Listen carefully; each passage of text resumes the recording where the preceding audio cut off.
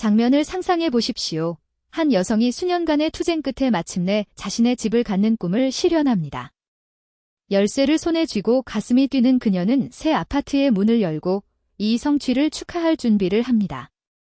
그러나 그가 기대했던 환영하는 침묵 대신에 그는 시어머니의 흥분된 목소리를 듣습니다.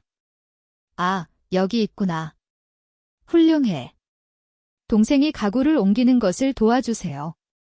당신의 물건은 이미 복도에 있습니다. 이것은 모든 역경에도 불구하고 자신만의 공간을 만든, 적어도 그녀는 그렇게 생각했던 여성 베로니카의 이야기입니다. 공립병원의 간호사인 베로니카는 5년 동안 이중 근무와 추가 교대 근무를 하면서 한 푼도 절약했습니다.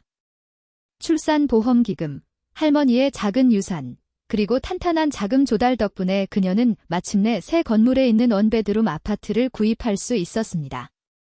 그것은 사치스러운 것은 아니었지만 그의 것이었습니다.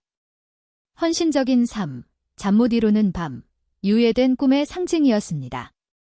50세인 그녀는 이 순간을 누릴 자격이 있었습니다.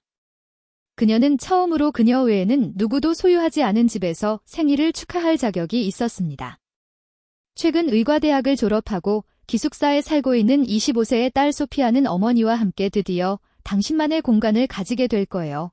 라고 기뻐하며 기뻐했습니다. 대기업의 IT 분석가이자 최근 마어거러더와 결혼한 그의 아들 아어토어 30세, 도 덤마가 항상 우리에게 오시던 대신 이제 우리가 방문할 수 있게 되었습니다. 라고 축하했습니다. 베로니카는 가족 파티, 일요일 점심, 자신이 원할 때마다 원하는 사람을 맞이할 수 있는 자유를 상상하며 미소를 지었습니다. 그러나 흔히 그렇듯이 현실은 예고 없이 다가왔습니다. 아파트는 여름에 준비되었습니다. 버라니커는 마지막 저축으로 간단한 소파베드, 주방 캐비닛 및 옷장을 구입했습니다. 그는 이사를 토요일로 계획하고 아이들에게 도움을 요청했습니다. 아어토어가 금요일에 전화했습니다. 엄마, 미안해요. 하지만 마어거러더와 저는 아파트를 보러 갈 예정이에요. 살 집을 찾은 것 같아요. 항상 이해해주는 베로니카는 이렇게 대답했습니다. 물론이죠, 아들아, 걱정하지 말고 가세요. 여기서 고치겠습니다. 토요일 아침, 그녀는 찬장의 접시, 창문의 커튼, 자신이 만든 사과 케이크, 나르투르가 어렸을 때부터 가장 좋아했던 것 등 마지막 세부사항을 정리하는 동안 다음에 무엇이 나올지 전혀 몰랐습니다.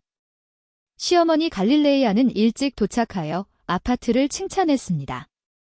정말 매력적이네요. 당신은 스스로를 능가했습니다. 내 딸 그들은 함께 축하하기 위해 커피를 준비했습니다. 그러나 오후 2시에 초인종이 울리자 베로니카는 소피아를 기다리며 문을 열었습니다. 대신에 그는 아어토어와 마어거러더를 발견하고 웃으며 이렇게 말했습니다. 놀랐어요, 엄마. 우리는 당신의 새 집에 오신 것을 축하하기 위해 들르기로 결정했습니다. 기쁨도 잠시였습니다. 마어거러더는 환하게 웃으며 다음과 같이 말했습니다. 새로운 소식이 있습니다. 오늘 우리는 침실 2개짜리 아파트에 대한 계약금을 지불했습니다. 새 아파트지만 개조가 필요합니다. 아들이 기뻐하는 베로니카는 언제 이사할 계획인지 물었습니다. 아내와 눈빛을 교환한 아르투르는 사실. 주인들이 우리에게 압력을 가하고 있다. 오늘이나 내일 들어가거나 다른 구매자를 찾는다고 말했다. 베로니카가 정보를 처리하기도 전에 초인종이 다시 울렸습니다. 이번에는 소피아였습니다. 그러나 그녀가 인사하기 전에 어머니 갈릴레이아는 부엌을 떠나 이렇게 말했습니다. 아, 여기 있군요. 완벽해요. 동생이 가구를 옮기는 것을 도와주세요. 당신의 물건은 이미 복도에 있습니다. 소피아는 얼었다. 무슨 것? 무슨 가구? 베로니카는 혼란스러운 표정으로 시어머니를 바라보았습니다. 무슨 말을 하는 거야, 갈릴리아? 가능한 한 자연스럽게 시어머니는 이렇게 대답했습니다. 물론 아르투르와 마르가리다의 것입니다. 그들은 아파트를 개조하는 동안 여기에 머물 예정입니다. 결국 한 사람이 묵을 수 있는 공간은 충분합니다. 이어진 침묵은 날카로웠다. 베로니카는 믿을 수 없다는 표정으로 이 사람 저 사람을 바라보았습니다. 하지만 여긴 내 집이에요. 원룸이에요. 방금 이사 왔어요. 눈에 띄게 당황한 아어서는 다음과 같이 설명하려고 했습니다. 엄마, 우리는 아무것도 몰랐어요. 그건 할머니의 생각이었어요. 마오거러더는 당황하며 다음과 같이 확인했습니다. 우리는 개조 공사가 빡빡하다고 어제만 언급했는데, 그녀가 주도권을 잡았습니다. 그러나 갈릴리는 아무런 문제도 발견하지 못했습니다. 왜 그래, 베로니카? 엄마는 아이들을 돕지 않지? 게다가 아르투르는 항상 당신을 도와줬어. 당신은 아이들과 함께 살게 될 테니 모두에게 좋을 거야. 그리고 난 그들에게 새 소파 베드도 사줬어. 예전 침대는 카운터 위에 있어? 너무 많았어요. 베로니카는 바닥이 사라지는 것을 느꼈습니다. 모든 희생, 추가 시간, 독립에 대한 모든 꿈은 몇 분 만에 무너졌습니다. 마침내 목소리를 되찾은 소피아는 단호하게 말했습니다. 그만하세요, 할머니. 여기는 우리 어머니 집이에요. 할머니는 누구에게도 빚진 게 없어요. 그리고 아서에게 이렇게 말했습니다. 도움이 필요하면 다른 방법을 찾으세요. 하지만 여기서는요. 안 돼요. 눈에 띄게 안도한 마르가리다는 다음과 같이 지지했습니다. 그렇습니다. 아르투르.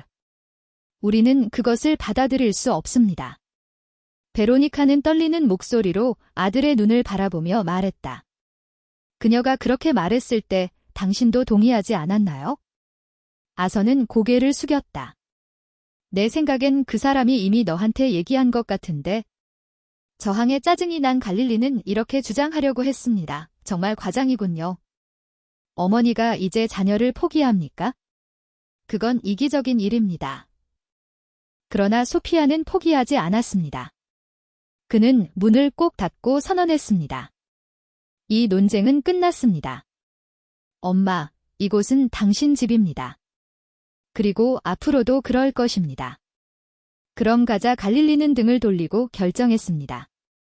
다른 해결책을 찾아보겠습니다. 하지만 베로니카는 물러서지 않았습니다. 이번에는 아닙니다. 그녀의 눈은 그녀 자신도 인지하지 못할 견고함으로 빛났다. 얼마나 배은망덕한지 갈릴리는 경멸로 가득 찬 어조로 고개를 저었습니다. 나는 자기 아들을 돕고 싶지 않은 이기적인 사람을 키웠습니다. 도움은 내가 가진 모든 것을 포기하는 것과 동의어가 아닙니다. 베로니카는 낮은 목소리로 대답했지만 칼날처럼 날카로운 목소리로 대답했습니다. 나는 당신을 위해 내 목숨을 바쳤습니다. 나도 나만의 코너를 가질 자격이 없나요?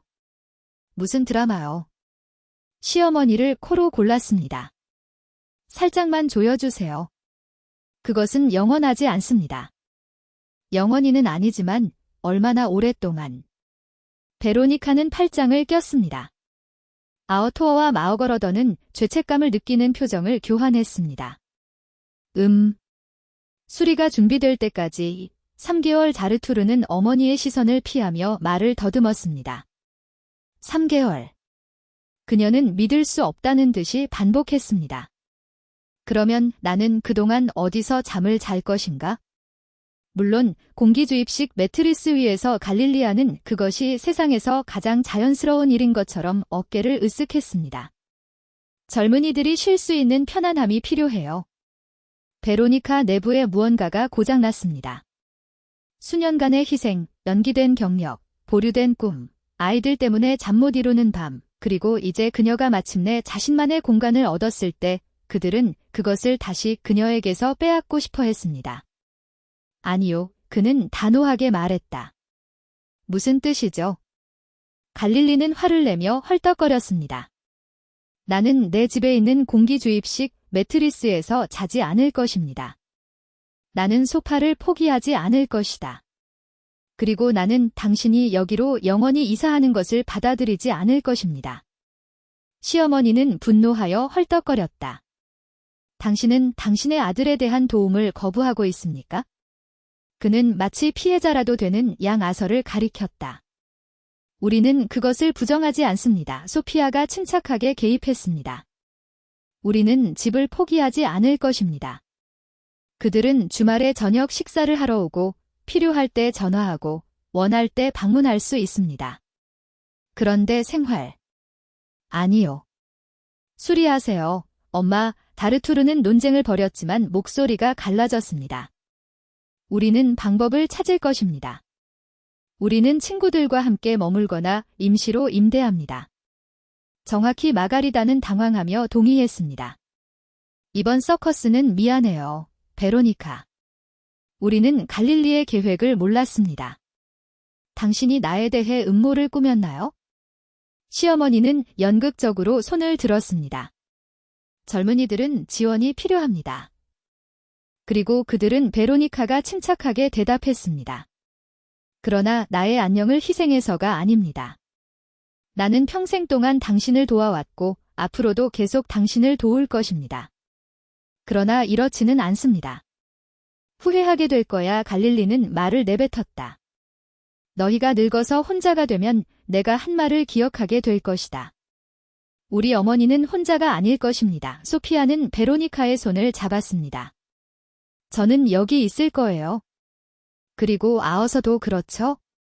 그는 부끄러워하며 고개를 끄덕였다. 악몽을 꾸어서 미안해요, 엄마.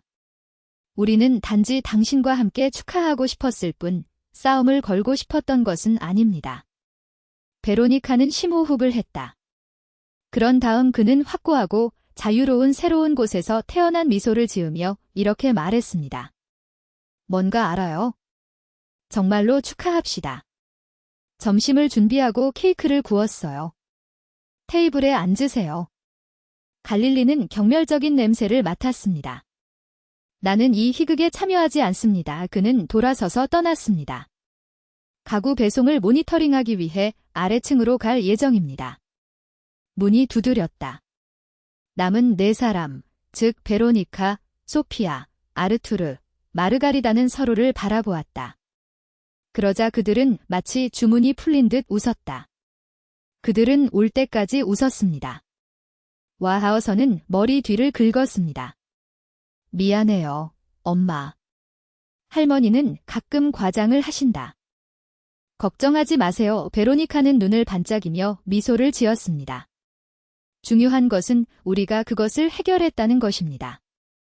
이제 앉으세요. 이 새로운 시작을 꼭 여러분과 함께 축하하고 싶습니다. 그리고 그들이 테이블에 앉았을 때 몇 년 만에 처음으로 베로니카는 진정한 행복을 느꼈습니다. 그곳은 그의 집이었습니다. 당신의 피난처. 의무가 아닌 선택으로 사랑하는 사람들을 환영할 수 있는 곳입니다. 1시간 후, 그들이 차와 케이크의 마지막 한 모금을 즐기고 있을 때 누군가 초인종을 눌렀습니다. 문 앞에는 중년 남성이 커다란 꽃다발을 들고 있었습니다. 안녕하세요. 저는 아래층에 사는 세르게이입니다. 그는 웃으며 자기소개를 했습니다. 변화를 축하하러 왔습니다. 정말 친절해요. 베로니카는 미소에 반응하며 꽃을 받았습니다. 들어와서 우리와 함께 차를 마시세요. 그는 경외심을 가지고 아파트를 둘러보며 수락했습니다. 정말 아늑했어요. 감사해요. 나는 열심히 노력했습니다. 그녀는 뺨에 조심스러운 홍조를 띠며 대답했습니다.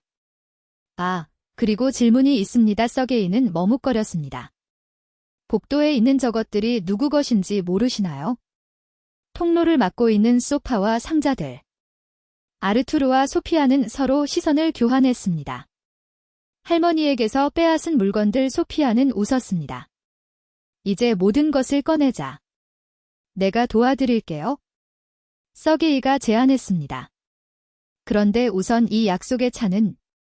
따라서 베로니카의 새 집은 그녀와 아이들, 며느리, 새로 도착한 이웃 등 6명의 손으로 축하되었습니다. 그리고 갈릴리는 거절당한 가구를 모으러 돌아왔을 때 모든 것을 가져가세요. 여기에는 맞지 않습니다. 라는 메모만 발견했습니다.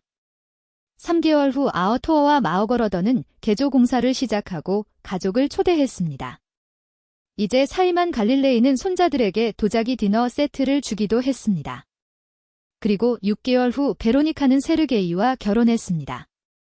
그녀는 그도 옆집 병원의 의사이자 외과의사라는 사실을 알게 되었습니다. 그들은 함께 살지 않기로 결정했습니다.